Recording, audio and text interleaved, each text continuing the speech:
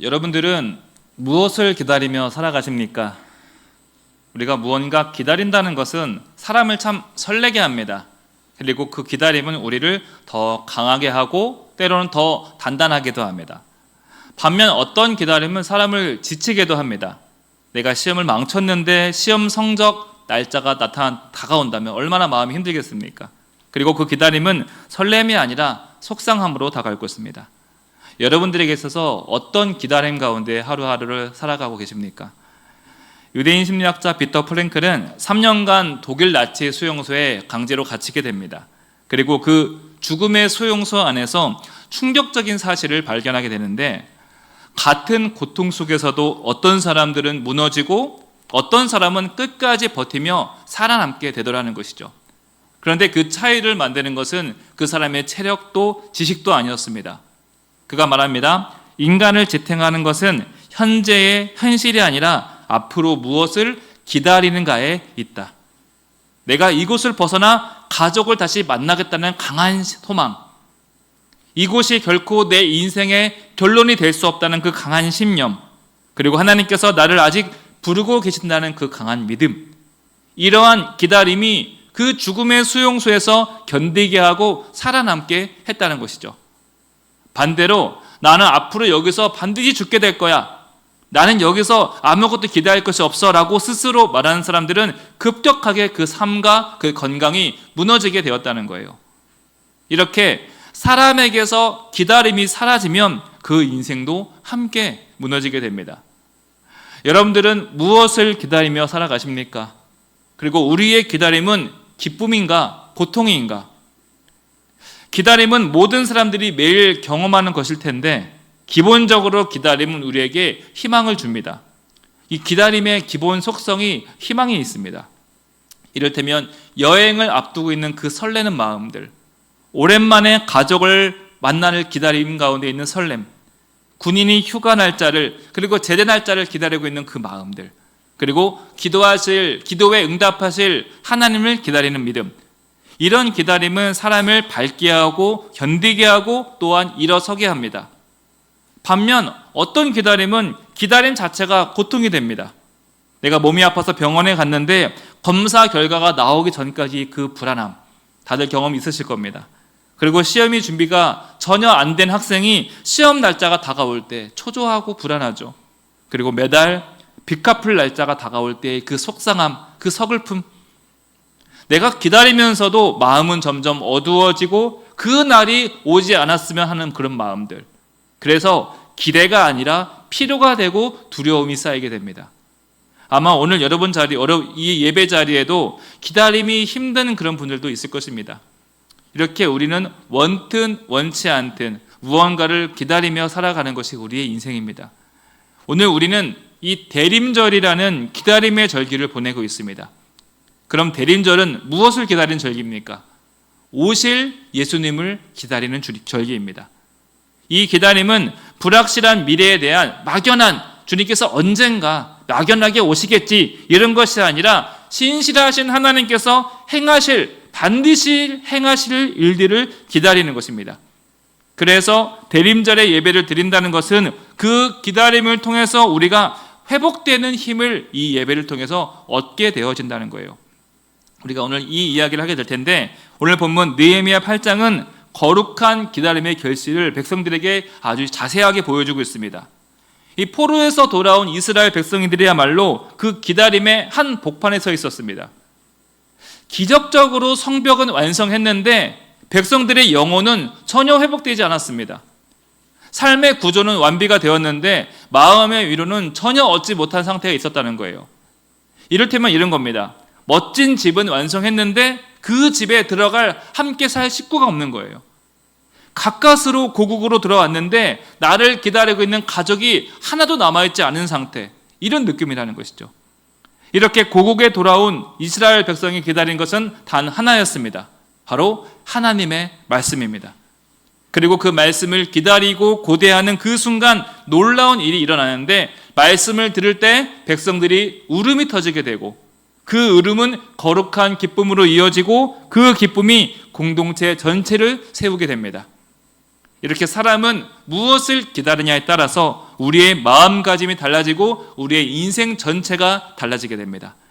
이제 우리가 이 느헤미야 8장을 통해서 말씀을 기다리던 백성들에게 하나님께서 어떻게 그 기쁨을 회복시켜 주시는지 하나하나 살펴보도록 하겠습니다. 첫 번째로 회복은 바로 말씀에서 시작됩니다. 함께 따라해 볼까요? 회복은 말씀에서 시작된다. 오늘 본문은 우리에게 이렇게 선포합니다. 말씀을 기다리는 사람에게 하나님은 기쁨으로 응답해 주신다는 거예요. 이 포로로 돌아온 이스라엘 백성들은 오랜 시간 무너져 방치되었던 이스라엘 성벽을, 예루살렘 성벽을 마침내 완공하였습니다. 이렇게 외적인 환경은 회복된 것처럼 보였는데, 그런데 그럼에도 불구하고 백성들의 마음은 너무나 공허한 거예요. 삶의 자리는 돌아왔는데 영혼의 중심은 아직 제자리를 찾지 못했다는 것이죠. 마치 이런 겁니다. 우리 교회가 교회 건축을 아주 멋지게 했습니다. 그리고 교회 리모델링도 새롭게 했는데, 교회를 사랑하는 사람 누구나 그런 기대감을 갖지 않겠습니까? 건축 이후에, 리모델링 이후에. 그런데 건축 이후에 계속 예배를 드리지 못하고 있다고 생각해 보십시오. 리모델링을 마쳤는데 함께 예배드릴 성도가 없든지, 예배를 인도할 목회자가 없든지, 이렇게 예배드리지 못할 상태가 지속된다면 여러분들의 마음은 어떻겠습니까? 어떤 교회는 형편이 너무나 어려워서 목회자 청빙을 할 수 없어서 예배드리지 못하는 교회가 너무나 많습니다. 또 어떤 교회는 교회 건물도 있습니다. 돈도 있고 사람도 있습니다. 그런데 어떻게 소문이 안 좋게 났는지 어떤 목사도 그 교회 안 가려고 한다는 거예요. 그래서 예배를 드리지 못하는 교회도 종종 소식들을 듣게 됩니다. 완성은 돼 있는데 완성이 아닌 것이죠. 갖췄는데 갖추지 못했다는 거예요. 우리 영혼은 하나님께 예배를 드려야 살아가게 되는데, 예배를 드리지 못하니 계속 우리의 영혼은 메말라 갈 수밖에 없다는 것이죠. 지금 이스라엘 백성이 이 감정을 느끼게 된 거예요. 지금 우리에게 필요한 성취는 다른 무엇이 아니라 하나님의 말씀을 다시 듣는 것이구나. 우리가 무너진 성벽을 세워보니까 진정으로 세워야 할 것은 건물, 성벽 이런 것이 아니라 우리의 마음을 하나님 앞에 세워야 되는구나. 그래서 하나님의 백성은 하나님 말씀 앞에 모여야 된다는 사실, 우리 안에 말씀이 심어지고 세워질 때 비로소 우리 인생이 완성되어짐을 이스라엘 백성들은 피부로 알게 되었다는 거예요. 여러분 쉽게 생각해 보십시오. 어제 눈이 많이 왔지 않습니까? 눈에 많이 와가지고 다들 모여서 눈을 치웠습니다. 김장철에는 다들 모여서 함께 온 교회가 김장을 했습니다. 예배당도 깨끗이 청소를 하고 강당 장식도 아주 예쁘게 했습니다. 그렇게 우리가 모이는 이유가 무엇입니까? 이 모든 수고는요, 하나님을 예배할 때 의미가 있는 것이죠. 하나님의 말씀을 들을 때 그 모든 수고와 땀과 헌신이 의미가 있어진다는 거예요. 교회는 예배라는 목적이 분명히 세워질 때 그 외 모든 것들이 의미가 있어지는 것입니다.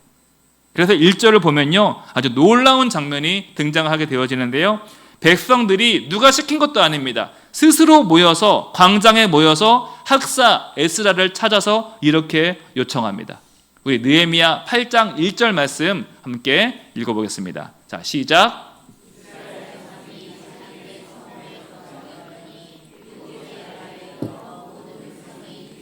수문 앞 광장에 모여 학사 에스라에게 여호와께서 이스라엘에게 명령하신 모세의 율법책을 가져오기를 청하매. 백성들이 에스라를 찾아가서 이렇게 말합니다. 모세의 율법책을 우리에게 읽어 주십시오. 여러분, 이 요청은 내가 지금 가장 필요한 게 무엇인지를 알려주는 거예요. 그들이 현재 어떠한 영적 상태에 놓여져 있는지, 그리고 그들이 왜 이스라엘로 돌아오게 되었는지를 가장 정확하게 보여주는 그 고백이 바로 1절 말씀이라는 거예요. 여러분, 하나님의 백성은 하나님을 예배할 때, 하나님의 말씀을 들을 때 비로소 우리의 정체성이 완성이 되어지는 것입니다. 우리 인생 돈으로 완성되지 않습니다. 경험으로, 노력으로 회복되어지는 것이 아닙니다. 우리가 하나님의 은혜 없으면 살아갈 수 없는 존재구나, 이 은혜의 사실을 고백할 때 우리가 온전히 설 수 있음을 기억하시길 바랍니다. 그래서 성경에서 이스라엘 백성들의 이 1절의 고백, 이 장면이 너무나 중요하고 위대한 것이, 이 장면이 진정한 회복을 보여주는 장면이라는 거예요. 여러분, 회복이란 무엇입니까? 상황이 나아지고 돈이 많아지는 것이 회복이 아니죠. 말씀을 기대하고 말씀을 사모하는 마음이 회복되어질 때, 그때부터 우리 인생 진짜 회복이 시작되어지는 것입니다. 이것이 성경이 선언하는 회복의 바른 정의라는 거예요. 여러분, 쉼이 필요하십니까? 안식이 필요하고 회복이 필요하십니까? 물론 우리의 육신의 안식도 필요합니다. 그러나 그보다 먼저 내가 쉼이 필요하다는 것은, 내 인생에 말씀의 공급이 필요한 시기가 되었구나. 내가 지금 주님 말씀에 귀를 기울여야 되는구나. 내 영혼이 나에게 사인을 보내는 겁니다. 2절 말씀 보시면요, 7째 달 초하루에 제사장 에스라가 율법책을 가지고 회중 앞 곧 남자나 여자나 알아들을 만한 모든 사람 앞에 이르러, 3절 말씀 함께 읽어보도록 하겠습니다. 3절 시작. 수문 앞 광장에서 새벽부터 정오까지 읽음에 뭇 백성이 그 율법책에 귀를 기울였는데, 자 보십시오. 말씀을 듣기 위해서 나이, 지위, 생활 형편 상관없이 모두 같은 마음으로 말씀 앞에 모이게 되었다는 거예요. 성경이 이 장면을요, 2절과 3절을 중복해서 유독 자세히 기록한 이유가 있어요. 그들이 아침부터 정오까지 말씀을 들으며 집중했습니다. 이것이 우리가 주일 오전 예배 드리는 원형이 되는 거예요. 모델이 되는 겁니다. 그리고 그들은 누가 모이라고 하지 않아도 그 말씀에 대한 사모함으로 말씀의 필요성을 절실히 느끼고 그 자리에 모이게 되었다는 거예요. 여러분, 오늘날 우리는 성경을 어느 때나 아무 데서나 읽을 수 있습니다. 그렇다고 여러분, 말씀을 쉽게 여기시면 안 됩니다. 여러분, 공기를 생각해 보세요. 하나님께서는 우리가 공기가 없으면 살아갈 수 없기 때문에 모든 사람에게 흔하도록 공기를 주신 것이죠. 물이 없으면 살 수 없기 때문에 모든 사람에게 물을 주신 것처럼 말씀도 그러합니다. 모든 사람이 하나님의 말씀으로 살아가야 되기 때문에 흔할 정도로 우리에게 말씀을 주신 것이지, 그렇다고 그 가치마저 흔하다고 여기면 안 된다는 거예요. 우리 5절 말씀 함께 보겠습니다. 자, 시작. 에스라가 모든 백성 위에 서서 그들 목전에 책을 펴니 책을 펼 때에 모든 백성이 일어나니라. 에스라가 책을 펴자 모든 백성이 그 자리에서 일어납니다. 이 행동은 말씀을 향한 백성들의 태도를 보여주는 아주 상징적인 모습이 되어지죠. 그리고 이 행동이 말씀을 대하는 신학적인 자세가 되어서 성경 봉독할 때 전 세계의 모든 교회는 일어나서 말씀을 받는 전통이 되어진 거예요. 우리가 이 말씀 앞에 서 있습니다라는 마음, 우리가 이 말씀을 듣기 원합니다. 이렇게 말씀에 대한 간절함과 말씀에 대한 경외함, 이런 전통은 반드시 모든 교회에서 회복되어야 될 전통인 것이죠. 우리 이어서 6절 말씀 함께 보겠습니다. 자, 시작. 송축함에 모든 백성이 손을 들고 아멘 아멘 하고 응답하고 몸을 굽혀 얼굴을 땅에 대고 여호와께 경배하니라. 에스라가 하나님 말씀을 읽기 시작하자 어떻게 합니까? 백성들이 손을 들고 아멘 아멘으로 화답을 합니다. 그리고 얼굴을 땅에 대고 예배드렸다는 거예요. 이게 무엇을 의미하겠습니까? 말씀 앞에서 한없이 낮아지고 작아지는 내 모습을 보여드리는 것이고요, 동시에 말씀을 향해 손을 뻗어 아멘 아멘, 내가 얼마나 말씀을 사모하고 말씀을 향해 열려 있는지를 보여주는 대목이라는 거예요. 여러분 생각해 보세요. 우리가 매주에 드리는 예배가 아니에요. 이들은 140년 만에 드리는 예배입니다. 바벨론 포로에서 귀환해서 드디어 꿈에 드리던 예루살렘 땅을 밟았습니다. 그리고 무너져 있던 성벽도 재건했습니다. 그러나 그것으로도 내 영혼이 채워지지 않았어요. 140년 동안 못 들었던 하나님의 말씀을 공식적으로 듣게 되었다는 거예요. 포로된 바벨론 땅에서 몰래 아버지에게, 할아버지에게 전해들었던 그 말씀을 이제 공식적으로 온전한 예배자가 되어서 말씀을 대하는 거예요. 어떻게 고든 자세로 팔짱을 껴고 말씀을 대할 수 있었겠습니까? 말씀을 들을 때 두 손 들고 아멘 아멘으로 화답하고, 또한 몸을 굽히고 얼굴을 땅에 대고 주님 감사합니다, 내가 이 말씀을 받겠습니다, 이런 자세였다는 거예요. 이스라엘에게 말씀은요, 그저 지식 예배 행사가 아닙니다. 그들의 존재를 다시 세워주는 너무나 귀중한 기둥이었다는 거예요. 그래서 그들은 그 말씀을 기다렸고 그 기다림 속에서 이미 회복이 시작되었다는 거예요. 오늘 우리 삶도 이와 같습니다. 많은 기술과 약이 우리 문제를 해결해 주지 못합니다. 우리가 사람들과 바삐 지내고 섞여 지내고 있지만 기쁨은요, 금세 사라집니다. TV 채널을 끄는 순간 기쁨은 꺼지고 마는 거예요. 우리가 배고픔 없이 살아가고 있지만 우리는 계속 영혼의 허기짐 가운데 살아갈 수밖에 없습니다. 이럴 때 우리는 스스로 말하죠. 조금만 더 버텨보자. 조금만 더 돈을 모아보자. 언젠가는 괜찮아지겠지. 그런 다짐이 우리 인생 살리는 것이 아닙니다. 여러분, 회복은요, 내 의지로 되는 것이 아니라 하나님의 말씀이 내 영혼에 새겨들 때 비로소 진짜 회복이 시작됨을 믿으시길 바랍니다. 하나님의 말씀이 내 귓가에 들려오고 내 영혼에 새겨질 때 우리의 흩어진 마음들이 정돈되어지고 얼어있던 감정이 녹게 되어지는 거예요. 그래서 말씀을 기다리는 이 간절한 마음이 우리 인생의 회복의 첫 걸음이라는 것이죠. 여러분, 회복을 원하십니까? 말씀을 사모하시길 바랍니다. 예배를 사모하시고 아멘 아멘으로 화답하시길 바랍니다. 몇 년 전에 몸이 많이 아프셨던 집사님께서 신방을 요청하셔서 신방을 갔는데 어떤 계기로 그 집사님께서 큰 은혜를 받으셨는지 제가 그렇게 다시 신방 오기를 바라시는 거예요. 몇 번이고 계속 연락이 옵니다. 참 쉽지가 않았던 게 당시 저는 서울 중랑구 끝자락에 있었고 집사님은 은평구에 살고 계셨는데 이 차가 막히는 시간에는 가는 시간만 해도 2시간 반이 걸리는 거예요. 너무 차가 막혀서. 그러니까 왕복 4시간 5시간이 걸리다 보니까 점심 이후에 출발하면 집에 오면 7시간 넘는 것이죠. 집사님께서 어떤 계기로 말씀을 깊이 사모하시게 됩니다. 내 인생의 말미에 꼭 필요한 것은 하나님의 말씀이다. 이것을 강하게 붙잡으세요. 그리고 내가 몸이 아파서 교회를 못 가는데 목사님이 와서 신방을 해주시고 나에게 말씀을 주시는 것은 이거는 너무나 선명한 나를 향한 하나님의 말씀이다. 이걸 너무나 강하게 받아들이신 거예요. 그런 말씀을 너무 사모하시는 것이죠. 얼마나 말씀을 사모하시는지 옷 가면요, 너무나 정돈된 모습으로 한치 흐트름 없이 집도 깨끗하게 옷도 너무나 정돈된 모습으로 입으시고 말씀을 받으십니다. 그리고 말씀을 전하고 찬송을 부르면 집사님께서 통증이 멈춰지는 거예요. 그러니 어머니 얼마나 그분이 계속 은혜를 사모하시겠어요. 그러다가 찬송을 두 곡, 세 곡 하다가 아기처럼 고이 잠이 드세요. 그러니까 가족들도 너무나 은혜 가운데 예배를 드리게 되고 온 가족이 같이 은혜를 받는 것이죠. 따님이 그런 말씀하세요. 우리 아버지가 이런 믿음이 아니었는데 무슨 계기로 이토록 예배를 사모하고 말씀을 사모하게 된지 모르겠다고. 어느 날 한 2, 3주 지났던 것 같습니다. 그리고 나서 집사님께서 씻다가 넘어지셨는데 하필이면 또 고관절 뼈를 부러지게 됩니다.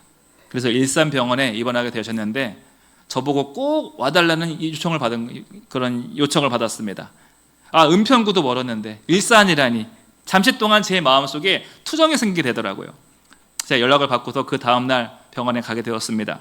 근데 그 투정이 얼마나 어리석었던지 저 온다는 연락을 받고 고관절이 다치신 그 어르신께서 얼마나 깨끗하게 단장을 하셨는지 거동도 안 드시니 도움받으면서 샤워를 하고 다들 말리는데 그러면 안 된다고 하는데 샤워도 하시고 머리도 감으시고 면도도 하시고 새 환자복으로 갈아입으신 거예요.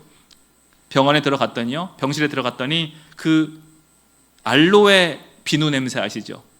그리고 머리 샴푸 냄새 향긋하게 얼마나 그 병실을 가득 채우는지. 무엇보다 중요한 것은 그 집사님에게, 그 어르신에게 광채가 나는 거예요. 혹시 천사가 이런 모습일까? 어떻게 사람에게서 이런 광채가 날 수 있을까? 그리고 말씀을 사모하며 기다리는 그 집사님의 모습이 너무나 크고 하얗고 너무나 위대해 보였습니다. 그로 인해서 그 병실 그 공간이 그리고 예배드리는 그 시간이 더불어 거룩해지고 함께 정결해지는 걸 느꼈습니다. 역시나 말씀을 진심으로 받으시고 제 손을 꼭 잡으시고 제 눈을 지그시 바라보시면서 한참 동안 바라보시면서 목사님 고맙습니다. 목사님 참 감사했습니다. 그리고 그 다음날 돌아가셨어요. 집사님께서 자신의 마지막을 아셨던 거죠. 그리고 자신의 마지막을 자녀들을 불러놓고 유언하는 것이 아니라 하나님 말씀 듣기로, 하나님 말씀 붙들기로 자신의 마지막을 결정하십니다.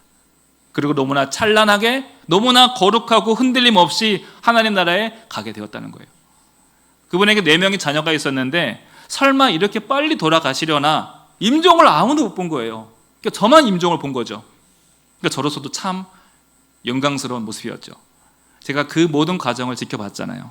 말씀을 사모하시고 말씀을 기다리기 시작하면서 여러분, 몸은 약해질지언정 그 영혼은 이미 회복되었고 하나님 나라의 가장 가지기에 합당한 모습으로 정결케 거룩해 되었다는 거예요. 여러분, 대림절이 무엇입니까? 이 감각을 깨우는 절기예요. 내가 무엇을 기다리며 살아가고 있는가? 내가 진짜 기다려야 될 것은 하나님의 은혜이고 하나님의 약속이다. 이것을 일깨워주는 것이 바로 대림절이라는 것이죠. 그저 성탄절 다가온다, 이것이 아닙니다. 과거 이스라엘 백성들이 광장에 모여서 에스라에게 말씀을 요청을 하듯이 오늘 우리도 이렇게 고백할 줄 알아야 됩니다. 함께 따라해 보겠습니다. 주님, 말씀을 들려주십시오. 사랑하는 성도 여러분, 지금 내 삶을 다시 일으키고 회복할 수 있는 능력은 오직 하나님 외에 없음을 늘 기억하시길 축복합니다. 두 번째로요, 말씀은 거룩한 기쁨을 우리에게 안겨줍니다. 우리가 말씀이 들리기만 해도 위로가 되지만 말씀이 깨달아지는 순간 우리의 심령은 더 큰 은혜와 감동을 얻게 되어지죠. 8절에서 에스라와 레위 사람들은 율법을 읽어주는 것에 그치지 않고 그 뜻을 풀어주고 백성들에게 하나하나 이 말씀은 이런 뜻이다라고 해석해 줍니다. 그리고 그 설명과 그 해석이 백성들의 마음에 깊은 은혜와 감동으로 풀리게 되었다는 거예요. 희미하게 들었던 하나님의 말씀이 내 안에 선명하게 일깨워지게 됩니다. 우리 9절 말씀 상반절을 함께 읽어보겠습니다. 시작. 백성이 율법의 말씀을 듣고 다 우는지라. 여러분, 이 말씀이 이 울음이 어떤 눈물이겠습니까? 연약함, 속상함, 이게 아니죠. 그동안 버티며 눌러왔던, 참고 있던 그 감정이 터지게 되었다는 거예요. 우리도 그런 경험 있잖아요. 겉으로는 내가 괜찮아, 늘 이렇게 살아가고 있는데 어떤 한 문장, 어떤 한 말귀를 들으는데 그 말귀가 내 가슴을 건들고 나도 모르게 눈물이 터져 나올 때가 있습니다. 어떤 분은요, 설교 중에 괜찮아, 이 단어 하나에 눈물이 터지게 되었어요. 어릴 때부터 넌 늘 이게 문제야, 너 왜 이걸 못하냐, 왜 더 잘할 수 없니, 이렇게 눌려 살아오다가 교회에서 설교 중에 괜찮아, 괜찮아, 이 위로의 말씀에 위로를 받고 눈물이 터진 거예요. 이렇게 말씀은 우리의 내면을 터치하고 우리의 내면에 깊은 감동과 위로를 주는 것이죠. 그런데 더 놀라운 것은요, 느헤미야가 그 울음을 그치게 했다는 거예요. 우리 9절의 하반절 말씀 함께 보도록 하겠습니다. 시작. 슬퍼하며 울지 말라. 여러분, 왜 울지 말라고 눈물을 그치게 했을까요? 그 울음이 틀렸다는 것이 아닙니다. 예배드리면서 눈물 흘리는 게 잘못됐다는 것이 아니에요. 그것은 눈물이 우리 인생의 결론이 되어서는 안 된다는 거예요. 여러분, 10절 말씀 함께 보겠습니다. 자, 시작. 느헤미야가 또 그들에게 이르기를 너희는 가서 살진 것을 먹고 단 것을 마시되 준비하지 못한 자에게는 나누어 주라. 이 날은 우리 주의 성일이니 근심하지 말라. 여호와로 인하여 기뻐하는 것이 너희의 힘이니라. 아멘. 여러분, 이 날이 어떤 날입니까? 우리 주의 성일이다. 근심하지 말자. 여호와로 인하여 기뻐하는 것이 우리의 힘이다. 아멘이십니까? 여러분, 이것이 바로 우리 신앙의 핵심입니다. 믿음은 눈물만 흘리는 것이 아니라 여호와로 인하여 기뻐하는 겁니다. 믿음은 눈물 흘리고 회개하고 재료 고백하는 것에 끝나는 것이 아니라 하나님을 기뻐하고 하나님을 즐거워하는 것이 바로 신앙의 핵심이라는 거예요. 그리고 그것이 우리의 힘이고 능력이다. 여러분, 이것이 바로 기독교 신앙입니다. 환경이 주는 기쁨은 금세 사라집니다. 합격을 해도요, 그 기쁨은 얼마 안 가요. 제가 대학원에 자격증 남들 부러워할 만한 거 아주 많이 땄습니다. 그런데 그 기쁨 2일, 3일도 안 갑니다. 길어봤자 합격을 해도 일주일 동안 그 기쁨이 안 가요. 며칠만 있으면요, 무슨 마음이 들어요? 내가 거기 합격하는 것이 아니었는데, 내가 그 회사 들어가는 것이 아니었는데, 내가 그 집을 사는 게 아니었는데, 기쁨은커녕 불평만 생기게 되는 것이 우리 인생이에요. 그러나 하나님으로 말미암은 기쁨은 그 기쁨이 사라지지 않습니다. 무너지지 않습니다. 우리 하나님 자체가 기쁨이시기 때문에 우리는 하나님으로 계속 기뻐할 수 있다는 것이죠. 그래서 느헤미야는 울고 있는 백성들에게 이렇게 말하는 겁니다. 울지 마라, 슬퍼하지 마라, 오히려 하나님을 기뻐하라. 그것이 너희의 힘이다. 아멘이십니까? 우리도 마찬가지입니다. 우리 인생의 결론은 절대로 슬픔과 눈물이 되어서는 안 됩니다. 오늘 내가 울고 있다고, 오늘 내가 넘어졌다고 그것이 내 인생의 결론이 되어서는 안 된다는 거예요. 우리 인생 뭐가 되어야 됩니까? 반드시 기쁨이 되어야 됩니다. 그러기 위해서 하나님을 바라보고 하나님을 기뻐하시길 축복합니다. 함께 따라해 보겠습니다. 내 인생의 결론은 반드시 기쁨이다. 내 인생의 결론은 반드시 은혜와 평강이다. 반드시 은혜와 평강이다. 말씀의 결론 말씀했습니다. 여러분, 대림절은 이러한 기쁨의 촛불을 밝히는 주간입니다. 하나하나 한 주마다 촛불을 하나 시키는 이유는 그런 기쁨의 촛불을 우리가 더 밝히는 것이죠. 이 기쁨은 세상에 주는 기쁨이 아니라 오늘 본문에서처럼 말씀 앞에서 우리가 회복되어지는 기쁨임을 기억하시길 바랍니다. 그리고 하나님을 바라볼 때 그 기쁨이 시작되고 우리가 하나님을 기뻐할 때 그 기쁨은 영원히 지속되게 됩니다. 우리가 주님을 기다리는 이 대림절 이 시간 말씀 속에서 기쁨을 회복하시고 하나님으로 말미암아 매일매일 즐거워하시는 저와 여러분 되시길 축복합니다. 한 번 더 따라해 보겠습니다. 나는 낙심을 거절한다. 나는 절망을 거절한다. 나는 하나님으로 즐거워한다. 기도하겠습니다. 하나님 아버지, 우리를 말씀 앞에 다시 서게 하시니 감사드립니다. 무엇보다 주님의 약속을 기다리고 주님의 행할 일들을 바라보게 하시고 우리가 상황이 아니라 하나님으로 기뻐하며 힘을 얻게 하여 주시옵소서. 이 한 주간도 말씀 안에 거하며 말씀의 능력으로 다시 일어서길 소망하오며 우리 주 예수 그리스도의 이름으로 기도드립니다. 아멘.